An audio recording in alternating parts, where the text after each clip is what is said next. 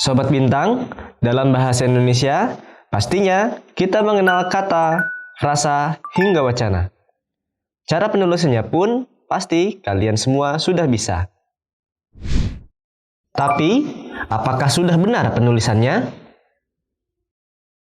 Nah, pada kesempatan kali ini kita akan coba pelajari suatu cabang keilmuan yang berhubungan dengan kata, yaitu morfologi. Apakah itu? Yuk, kita simak baik-baik materi berikut. Sobat Bintang. Teman, siapa yang mengetahui arti dari kata serapan? Kata serapan adalah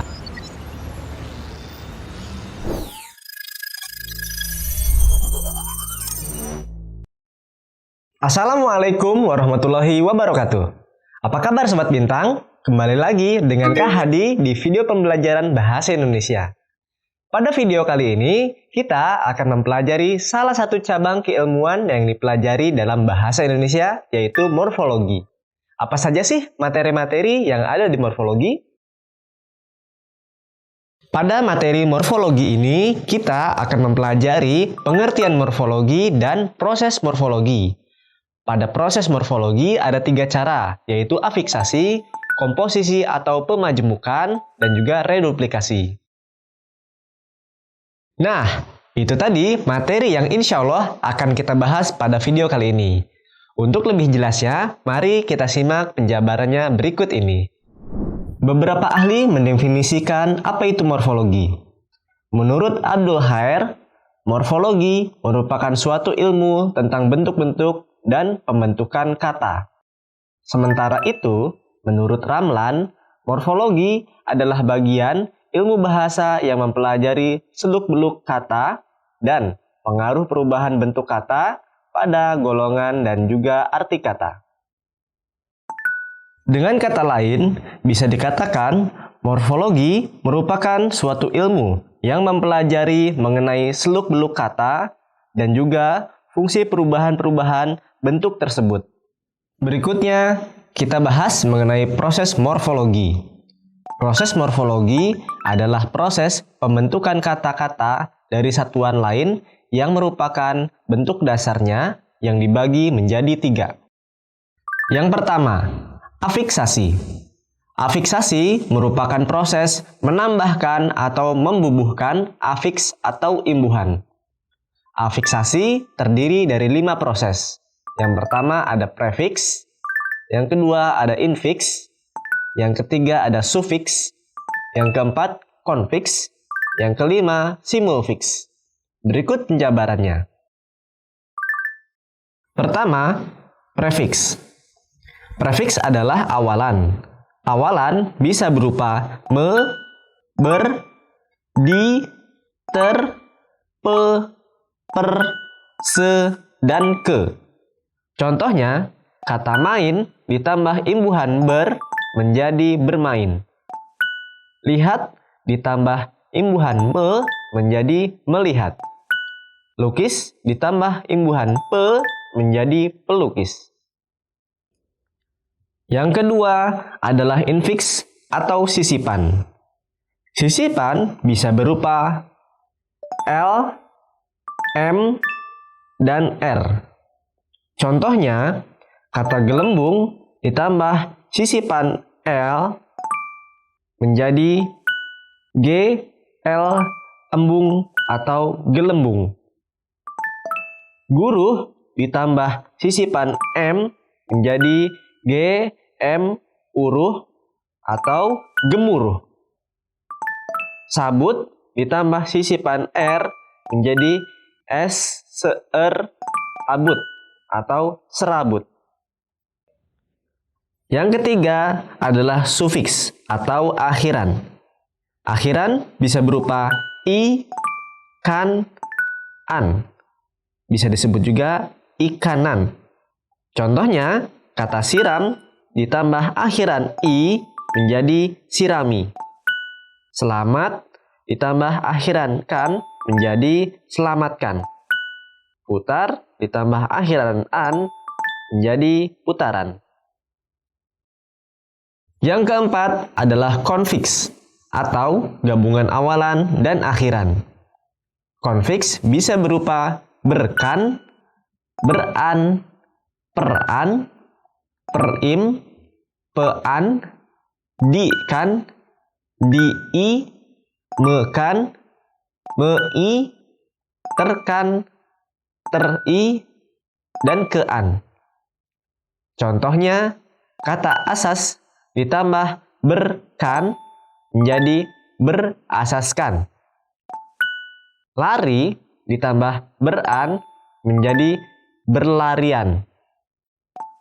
Sawah ditambah peran menjadi persawahan. Yang terakhir adalah simulfiks atau afiks yang tidak berbentuk suku kata dan yang ditambahkan atau dileburkan pada dasar. Contoh, N ditambah kopi menjadi ngopi.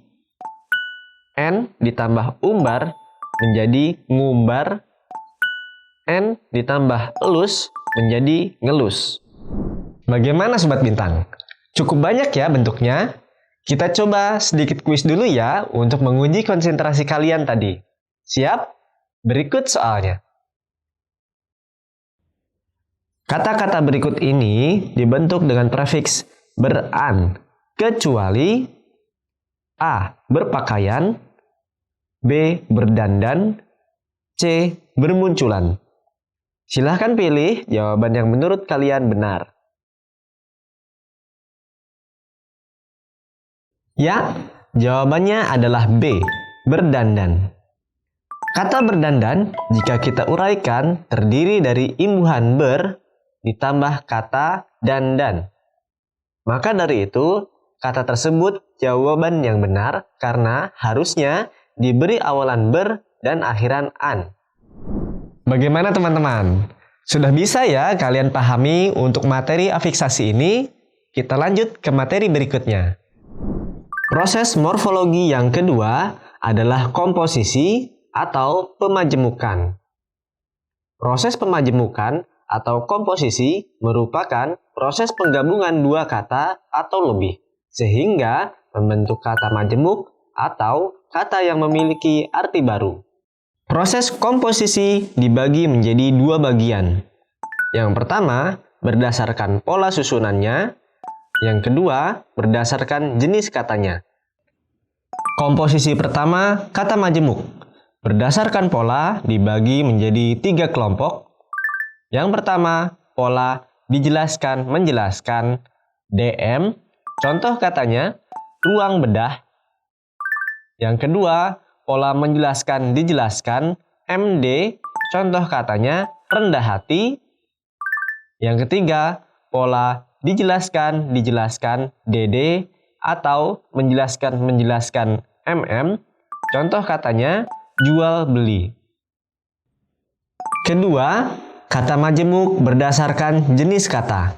Dibagi menjadi 3 kelompok. Yang pertama, kata kerja. Contoh katanya, masuk kerja. Yang kedua, kata sifat. Contoh katanya, awet muda. Yang ketiga, kata benda. Contoh katanya, rumah tetangga. Itulah materi mengenai komposisi atau kata majemuk. Berikutnya, kita coba kuis lagi ya sebelum melanjutkan ke materi berikutnya. Nah, berikut ini adalah kuisnya. Berikut ini adalah contoh dari kata kerja. Kecuali A. Pilih kasih, B. Rendah hati, C. Angkat kaki. Manakah jawaban yang benar? Jawaban yang benar adalah B. Rendah hati. Kata tersebut menunjukkan sifat dari seseorang yang artinya tidak sombong. Pilihan jawaban yang lain salah karena keduanya adalah kata kerja. Bagaimana? Mudah bukan soalnya? Perbanyaklah latihan soal jika masih sulit membedakan pola dan jenis dari kata majemuk. Berikutnya, kita akan mempelajari materi mengenai reduplikasi.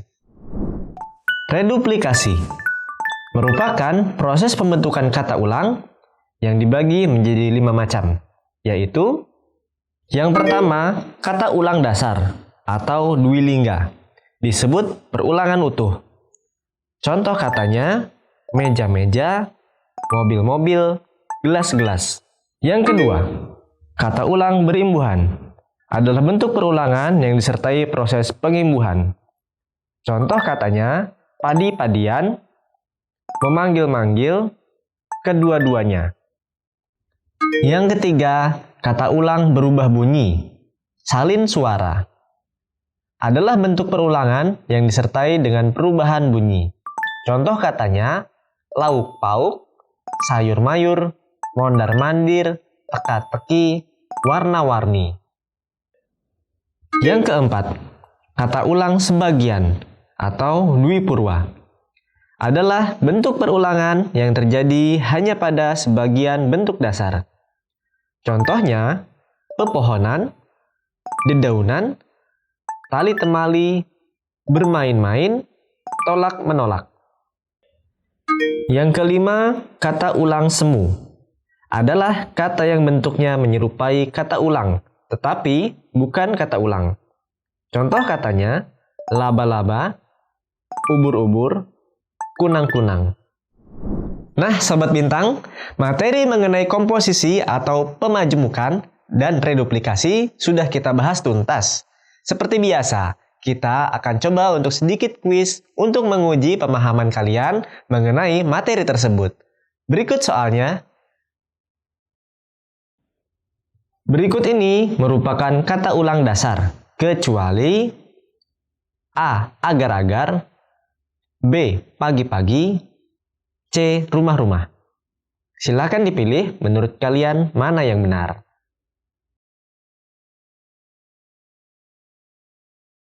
Jawaban yang benar adalah A. Agar-agar.